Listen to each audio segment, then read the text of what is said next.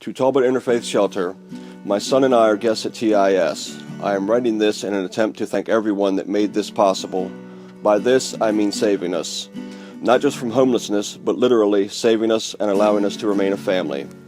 My son and I have endured our share of adversities as well as tragedy. My wife, his mother, passed away 4 years ago when our son was only 3 years old. His older sister, my stepdaughter, died as well just over a year ago. The loss of my wife so unexpectedly was devastating, and being thrust into the role of single parent at the same time seemed overwhelming. I love my son more than anything, so I vowed to raise him the best I could and honor my wife's memory and legacy. After the loss of my daughter, my son and I were all that was left of our family, and our bond seemed to strengthen from both of the losses. In July of 2015, we faced yet another hurdle, losing our home and court-ordered eviction. The thought of becoming homeless brought the realization that if we did become homeless, the state would intervene and place my son in either state care or foster care. We would ultimately lose each other. I told my son that God has our back and God will find a way for us to stay together, but I could still see the fear and worry in his eyes. I had faith that God would find a way, but seeing my son go through so much at such a young age made me cry at night sometimes.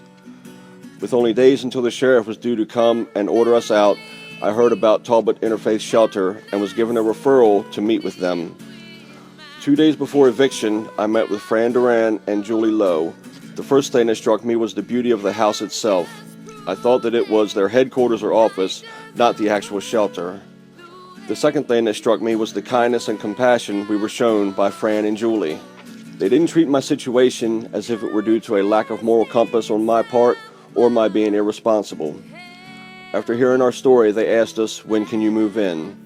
It was at that point that I lost my composure and broke down in tears in front of them both.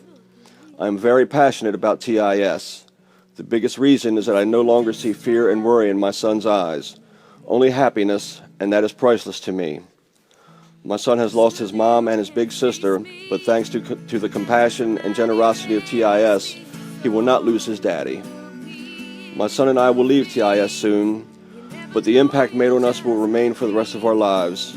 It is my sincere hope that TIS is able to continue to serve the community and to help reshape and rebuild lives, strengthen families, relationships, and to open eyes to the reality of poverty and homelessness.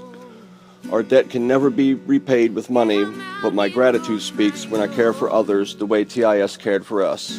Thank you, TIS, the staff, volunteers, benefactors, and supporters. You gave us the greatest gift imaginable, to remain a family. For that, we are forever grateful.